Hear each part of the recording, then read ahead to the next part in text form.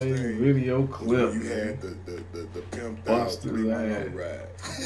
You had us so like, and we never did it because we rookies, our agents and financials wouldn't let us, but we was like, cause we went up there, we like we going 310 like club. Now he got the suede, this and this. It was crazy. We went up there, they told us probably like, okay, so we really not gonna do that. we can't do that right now. It was that. And when you first came through, tell him when he came through with the Iceman with that red gold or whatever, the rose, like it wasn't even called rose gold at first. It was like when you came, we was like the Iceman, like this man GP got red gold.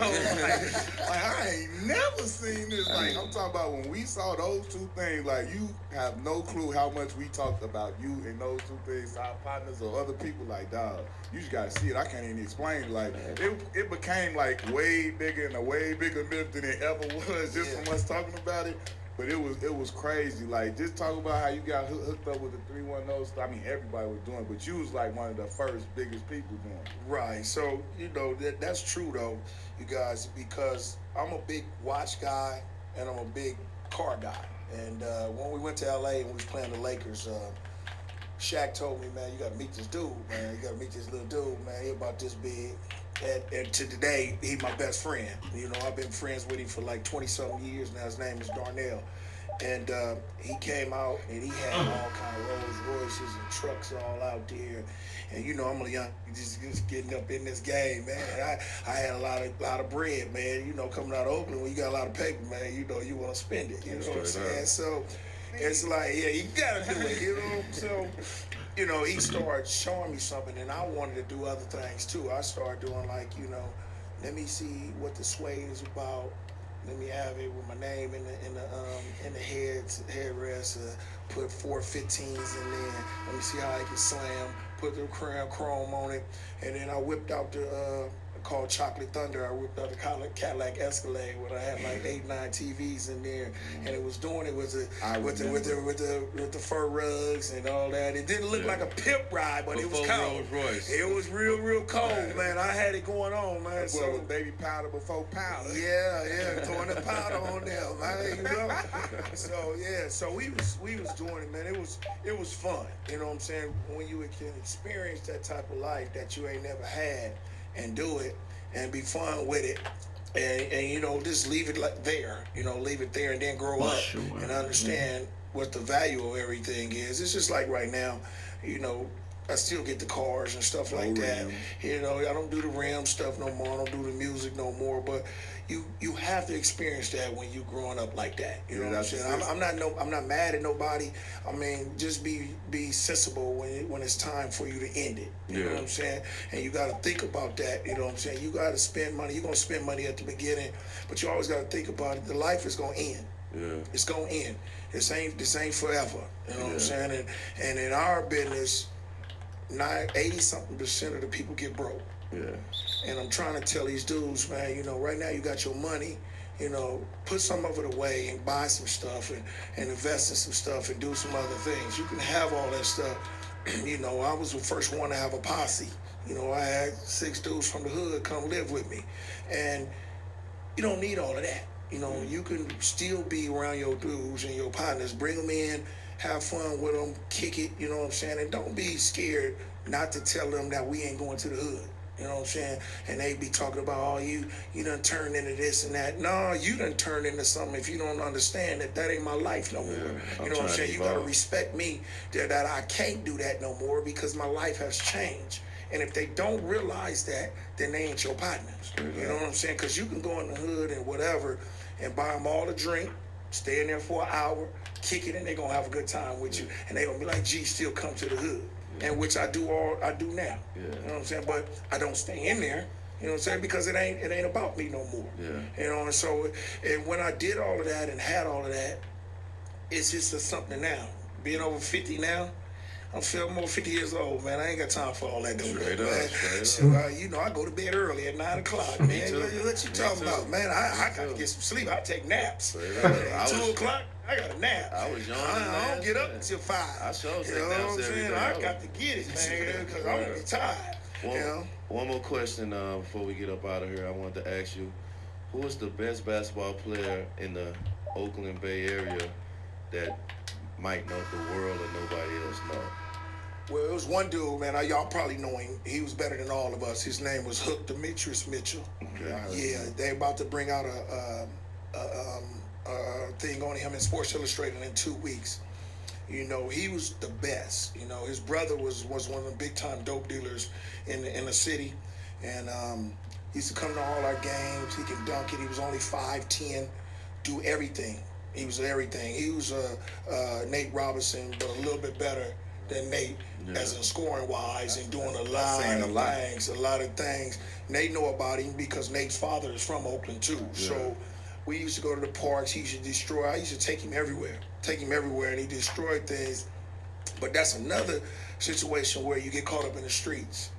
You know, you get caught up in the streets. His brother got killed in front of his mom's house, and it just went downhill from there. Yeah. You know, it went downhill from there, and I wish he could have had an opportunity to be in the NBA and everybody see him. And then he started going to jail and start using dope. And, you know, right now we still trying to keep him on the right path. Yeah. But he was probably the best playground legend in Oakland that ever came out of Oakland.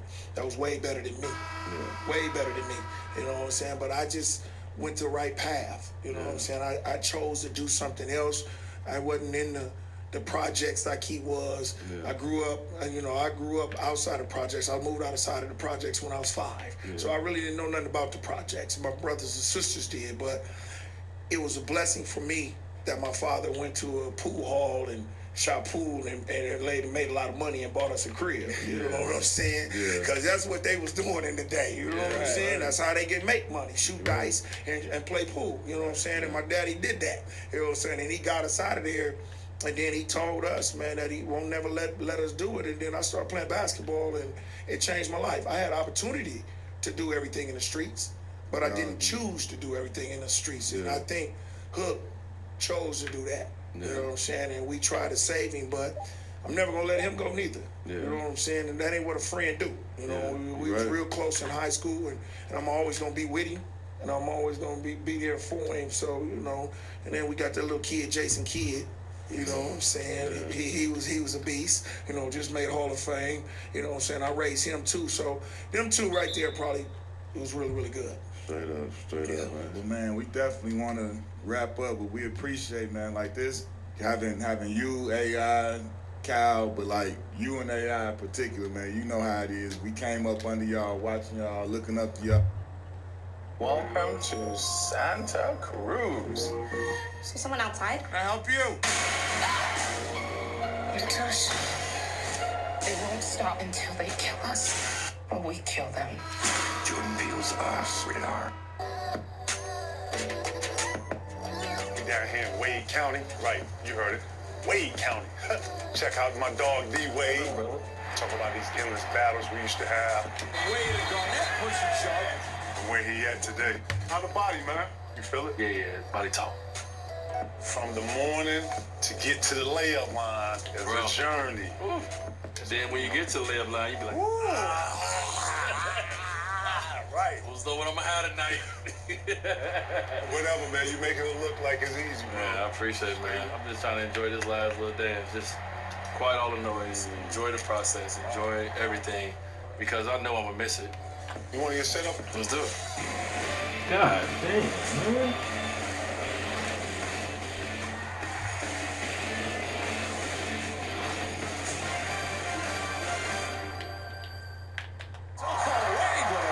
Spin move for vintage Dwayne Wade. It may be one of those nights for D-Wade.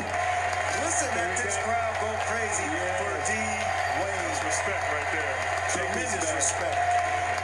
Thank you for letting us in here, man. Seriously. Man, listen. You have a palace, and this is beautiful. It's my pleasure, man. I want to start off in the beginning. Everybody knows you're from the South Side of Chicago. Yeah. And you went to Marquette, got drafted by the Heat after that. But who helped you develop over the years in high school to college and college? That's a great question, because there's so many people come into your life and in your life for a reason. I think what I did differently than most kids around me is I took advantage of the people that was put in my life. When I was young, when I first started playing, it was my father, right? My dad was the one that gave me the ball that said, hey, you don't do this. And once I got to high school, it was actually my assistant coach in high school. His name was Gary Adams. And Gary Adams used to coach Quentin Richardson.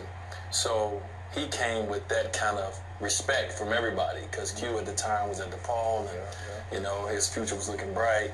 So I listened to everything Gary Adams said. I remember the summer of separation for me. I was a sophomore in high school, and I didn't play varsity yet. I was like, you know, I played sophomore 2 years in a row because our varsity team was good. So that summer comes, and Gary Adams said, listen, you want to get better? I said, yes. He said, well, if you want to get better in the summer, we're going to be in the gym every day. How tall are you at this point? From my sophomore year to my junior year, I grew from 5'7" to 6'2". So now I'm getting a little height. Okay. I'm getting a little, I'm not really athletic yet. Oh, you handle it? What's your I was a point guard. Oh, okay. So actually, when I first started, I can shoot. Okay. And I can handle. You still shoot. Right, but I was like, that was my shooter, thing. okay. That's all I could do, right? Because Right, like I was little. So when I got bigger, everything changed. My form changed, my shots, the strength of my shot changed. So I went from shooting down like this to being taller and like changing my shot. So he was like, we got to spend a lot of time in the gym. And he was saying that he was the one who kind of started me with loving working on my game and understanding that, I'm not just playing. Like, it's like, this is something I want to do. I want to go to college. Like, I started having dreams of like, okay, I want to play at a D1 school. I want to, you know, this dream of want to be in the NBA. Like, I want to be in the NBA now. How old are you at this point? At this point, I'm 16. Do you have a buzz at this point? Word travel around the neighborhood. Right. So my cousins lived in the cities. And they like, yo, D, such and such down the street, he called you out. He said, come to the gym. You ain't this, you ain't that. So I got to go down there and I got to go handle mine. You do. So now, what, Marquette comes knocking at your door? They're the biggest school to come recruit you? Well, yes, a lot of schools that was interested because of they see me on the circuit of AAU. Once they found out I was struggling on my test scores, the schools backed away. Watching you in Marquette, man, I like to say that you took your game and went to another level. At the time, Marquette basketball wasn't known since they won the championship in 1977, but after that, it wasn't a lot going on. Nothing. When I first got to the school, like we didn't even make the NIT tournament. You know, that's kind of where we was at. So we had to build. The tournament was another one of those steps for me because I played in Conference USA. It wasn't like the other conferences, so it was kind of the same thing as like the suburbs. Like, yeah, you good, but you ain't playing in this conference. So when I got to the tournament, it was like, okay, here we go. Here comes D. Wade. Oh, serious house. Incredible. Rejected by Wade. Do some damage. Wade, that's going. Almost Jordan-like in his early days. The Golden Eagles of Marquette University are bound for the Final Four for only the third time ever. So whenever I got a chance to get on that stage, I got on that stage and I woke people up. The world's most famous arena is Madison Square Garden, hosting the 2003 class for the NBA draft. You come in with a crazy class with LeBron and Melo and Chris Bosh. Was the synergy always there? Yeah. From day one? Day one. I'll tell the story sometime, but it's crazy. So I heard of LeBron, but I don't know LeBron, right? And you know, we all come together in Chicago for the pre-draft. Yeah. And I remember I was in this room waiting for the doctors to come in and check out your injuries because I had knee surgery in college. So they about to come in and take my knee and do everything, right? So I'm sitting there and this loud kid come in the room talking real loud.